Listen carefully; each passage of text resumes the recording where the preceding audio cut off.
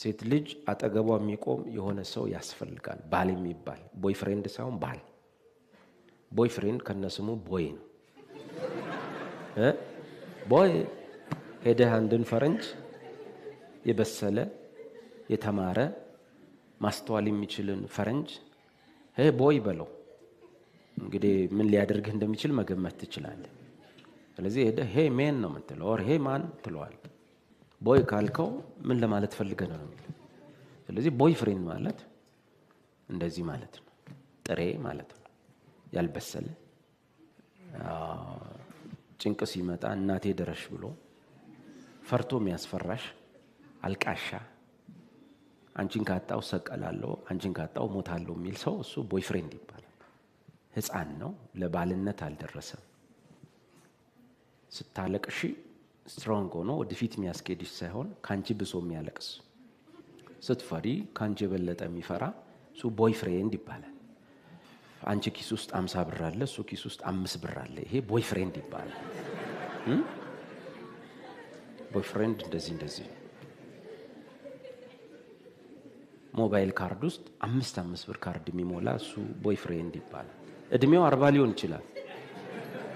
የወጣትነት ጉዳይ አይደለም። በ20 ዓመቱ በ25 ዓመቱ ማንሁድ ውስጥ የሚገባ ሰውነት ውስጥ የሚገባ ሙሉ ሰውነት ውስጥ የሚገባ ሰው አለ። 40 ሞልቶ 40 ማጋምሶ ቦይፍሬንድ አለ። እንደዚህ ነው። ይሄን ይመስላል። እና እህቴ መመክርሽ ለዚህ ልጅ እቺን አመሳ ማያሳልፍ እድል ስጩ። ውጤቱን በዚህ ጥቂት ወር ውስጥ እንድታሳውቀኝ እፈልጋለሁ። የሚቀጥለውን አመት ግን ከሱ ጋር ትጨርሽ። ሌላ ነገር ሌላ ደረጃ ደርሳችሁ ከሆነ ከባድ ነው። ይሄ የምነግርሽ ውሳኔ ውድቀት ውስጥ ገብታችሁ ከሆነ። በተረፈ ራስሽን ጠብቀሽ ከሆነ የቆየሽው ከዚህ ሰው ጋር የሚቀጥለው አመት እንድትለያይ መክርሻለሁ።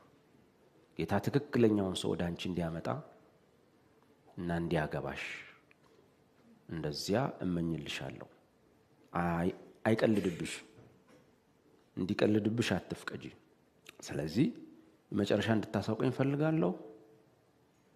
በሚቀጥለው አመት ባሉት ጥቂት ጊዜያቶች ውስጥ ማንጋባ ከሆነ ደህና ሰንብት። እስከዚያው ድረስ ራስሽን ጠብቂ። ሲያለቃቅስ አትስሚ።